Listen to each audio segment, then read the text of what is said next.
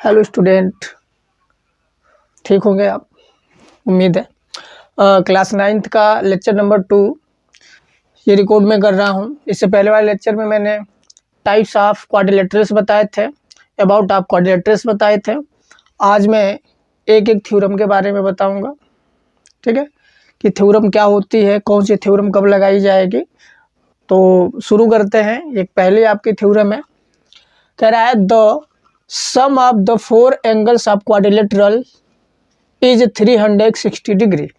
कह रहा है कि जो आपका चतुर्भुज होता है उनके चारों एंगलों को आप जोड़ेंगे, प्लस करेंगे, सम करेंगे तो 360 डिग्री आना चाहिए, 360 डिग्री। ठीक है, तो चलिए इसको शुरू करते हैं। सबसे पहले हमारे पास क्या है, एक क्वाड्रिलेटरल्स है हमारे पास, और क्वाड्रिलेटरल्स गिवन है, तो मैंने यहाँ लिखा है सॉल्व में, given a quadrilaterals ABCD। ABCD एक क्वाड्रिलेटरल है, ठीक है। टू प्रूव, हमें प्रूव क्या करना है, angle A, angle B, angle C, angle D को अगर आप जोड़ते हैं तो 360 डिग्री आना चाहिए, ये हमें प्रूव करना है। चलिए शुरू करते हैं। कंट्रैक्शन में हमें क्या लिखना है, ज्वाइन BD। देखिए मैंने ज्वाइन कर दिया BD को। आप क्या कर सकते हैं, AC को भी ज्वाइन कर सकते हैं, AC से भी वही आएगा, कोई दिक्कत नहीं है, ठीक है। अब हम मान लेते हैं 1 2 3 4, हमने सारे एंगल मान लिए हैं। तो शुरू करते हैं। हम देख रहे हैं कि ABD एक ट्रायंगल बन रहा है और एक CBD ट्रायंगल बन रहा है। हमारे पास दो ट्रायंगल्स बन रहे हैं। देखिए now in triangle ABD we have, यानी ABD में अब हम देखेंगे एंगल 1, एंगल 4 और एंगल A। इन तीनों को आप जोड़ोगे 180 डिग्री आएगा। कैसे आएगा, आपको पता है कि ये ट्रायंगल के, ठीक है, इंटीरियर एंगल की प्रॉपर्टी है कि अगर आप तीनों को जोड़ते हैं तो क्या आएगा, आपके पास क्या आएगा, 180 डिग्री आएगा। इसे आप इक्वेशन 1 मान लेंगे। अब दूसरा है, in a triangle CBD we have, CBD इसको देखेंगे तो एंगल 2 और 3 और C को ऐड करेंगे आप तो आपका 180 डिग्री आएगा। ये भी ट्रायंगल की इंटीरियर एंगल की सम प्रॉपर्टी है, ठीक है। तो देखिए अब क्या करेंगे, इक्वेशन 1 और इक्वेशन 2 को ऐड करेंगे, जोड़ देंगे। देखिए इक्वेशन 1 और इक्वेशन 2 को जोड़ेंगे तो एंगल 1, एंगल A, एंगल 4, ठीक है, plus angle 2, angle 3, angle C equal to 180 degree plus 180 degree. Adding equation 1 and equation 2 तो 1 प्लस अंडर रूट में, देख सॉरी, एंगल 1 प्लस एंगल 2, देखिए फिर angle A plus angle 4 plus angle 3 plus angle C। तो 1 और 2 को आप जब जोड़ेंगे तो ये एंगल B बनेगा, ठीक है, और 4 और 3 को जोड़ेंगे तो एंगल D बनेगा। सॉरी, एंगल यहाँ पे D बनेगा, ये आपका D बनेगा, C नहीं बनेगा। अब जहाँ जहाँ पे देखिए दो जगह 1 और 2 को हम एक कंबाइन कर दिया, B बना दिया, ठीक है, यानी 1 और 2 की जगह हमने क्या रख दिया, B रख दिया, ठीक है, और 4 और 3 की जगह हमने क्या रख दिया, D रख दिया। C हमारा पहले से उपलब्ध है, A हमारा पहले से उपलब्ध है, तो angle A plus angle B plus angle C plus angle D equal to 360 degree हमें मिल गया। और हमें क्या करना था, यही प्रूव तो करना था कि चतुर्भुज के चारों कोणों को आप जोड़ेंगे तो 360 डिग्री आएगा। सो हमने प्रूव कर दिया। आप इसके स्क्रीनशॉट ले सकते हैं, जो आपको मदद करेगा पेपर में लिखने में, ठीक है। समझने में भी बहुत सारे सवाल इस पे लगाए जाते हैं, समझने में मदद करेगा। अब हमें properties of a parallelogram, parallelogram के बारे में हमें पढ़ना है, जिसमें आपकी जो पहली थ्योरम है, एक तो पहले हमने थ्योरम पढ़ा दी, वह क्वाड्रिलेटरल की थी। अभी जो हम पढ़ा रहे हैं जो थ्योरम है पैरेललोग्राम की है, समांतर चतुर्भुज की है। तो क्या कह रहा है, और diagonal of a parallelogram divide into two congruent triangle. कह रहा है कि किसी भी पैरेललोग्राम में अगर डायगोनल्स आप खींचोगे तो त्रिभुज को क्या करेगा, 2 पार्ट में डिवाइड करेगा, वो भी कौन से, सर्गवांशम जिसे कहते हैं, हिंदी में कॉन्ग्रुएंट कहते हैं, उसे 2 भागों में बराबर बराबर डिवाइड कर देगा, ठीक है। उसी को हमें प्रूव करना है, ठीक। तो देखिए हमारे पास क्या है, ABCD एक क्या है, पैरेललोग्राम है। पैरेललोग्राम की मैंने प्रॉपर्टीज वीडियो नंबर 1 में बताई है, आप जाके प्ले लिस्ट में उसको देख लें, नहीं समझ में आ रहा है तो। सॉल्व में हम लिखेंगे गिवन अ पैरेललोग्राम ABCD। क्या कह रहा है कि एक पैरेललोग्राम हमको दिया हुआ है, एक समांतर चतुर्भुज दिया हुआ है। To prove a diagonal AC, मैंने यहाँ पे डायगोनल AC माना है, आप चाहे तो BD मान सकते हैं, कोई दिक्कत नहीं है। कह रहा है divide into two congruent triangle, triangle ABC congruent triangle ADC। कह रहा है कि आपको सर्गवांशम सिद्ध करना है कि ABC त्रिभुज ABC सर्गवांशम त्रिभुज ADC है। ABC और ADC क्या है, कॉन्ग्रेंट है, सर्गवांशम है। चलिए शुरू करते हैं, कंट्रक्शन करेंगे, लिखेंगे ज्वाइन AC को हमने ज्वाइन किया, जो हमारा डायगोनल्स बना है। अब देखिए हमारे पास क्या ABCD इज अ पैरेललोग्राम, पहले भी बता चुका हूँ, फिर से बता दिया। Hence AB parallel DC and AD parallel BC, ये क्या है, प्रॉपर्टी है, किसकी है, पैरेललोग्राम की, ये प्रॉपर्टीज है, ठीक है। चलिए ये वाली लाइन इस लाइन के पैरेलल है, ये वाली लाइन इस लाइन के पैरेलल है, दोनों समांतर हैं आपस में, ठीक है।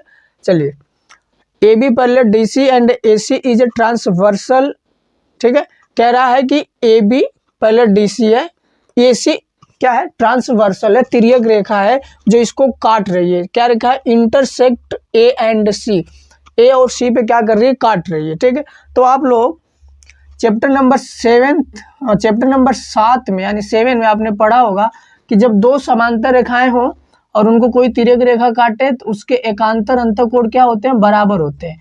तो देखिए अगर मैं ये चीज़ मिटा दूं इतनी और ये इतनी मिटा दूं और इधर से इतनी मिटा दूं, तो देखिए ये वाली आकृति बन गई। तो ये वाला एंगल इस एंगल के बराबर, ये वाला एंगल इस एंगल के बराबर क्यों होगा, अल्टरनेटिव इंटीरियर एंगल की वजह से, ठीक है। इतनी बात आपको समझ में आ गई होगी। तो मैंने यहाँ पे लिखा भी है triangle ABD and triangle ADC में लिखा है, in triangle ABD and triangle ADC के अंतर्गत देखेंगे ABC और ADC में हम देखेंगे, ठीक है, क्या अपने पास है, ABC होगा, D नहीं होगा, ABC होगा, ये आपका हो जाएगा ABC और ADC में हम देखेंगे। चलिए शुरू करते हैं। कह रहा है एंगल 1 इक्वल टू एंगल 4 और एंगल 3 इक्वल टू एंगल 2। कह रहा 1 4 के बराबर और 2 3 के बराबर क्यों है, अल्टरनेटिव इंटीरियर एंगल है। अभी मैंने आपको समझाया था, ये समांतर रेखा खींचकर आपको समझाया था, अगर ऐसे खींच देती है वाले इसके बराबर हो जाएगा, क्यों, क्योंकि ये रेखा इस रेखा के समांतर है। तो वहाँ पे भी वही थ्योरम है, ठीक है। और कह रहा है AC equal to AC, AC equal to AC। देखिए AC कैसे दोनों में आ रहा है, ABC, यानी आप इस वाले त्रिभुज में आ रहे हैं तब भी AC मिलेगा, ADC तब भी आपको AC मिलेगा। तो AC दोनों में है तो कॉमन हो गई, AC equal to AC is common.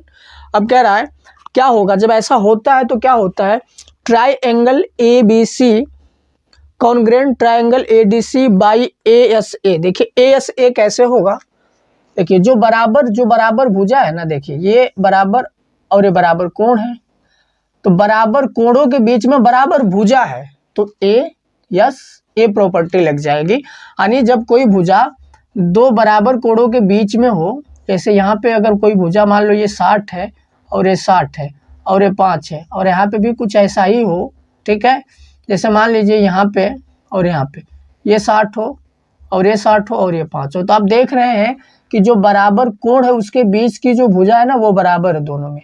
तो यहाँ पे देखिए एंगल A और बीच में यस हो गया, तो A प्रॉपर्टी से ये ट्रायंगल क्या हो गया, कॉन्ग्रेंट हो गया। यानी ये जो ट्राइंगल यानी जो क्वाड्रिलेटरल, ये जो पैरेललोग्राम है, इसका जो डायगोनल्स है इसको दो भागों में बांट देता है, दो ट्रायंगलों में बांट देता है, वो भी क्या, कॉन्ग्रेंट ट्रायंगल के रूप में बांट देता है। ठीक है, आपको ये समझ में आ गया, और नहीं समझ में आएगा तो दोबारा से वीडियो आप रिपीट करके देख लीजिए, आपको बेहतर समझ में आ जाएगा।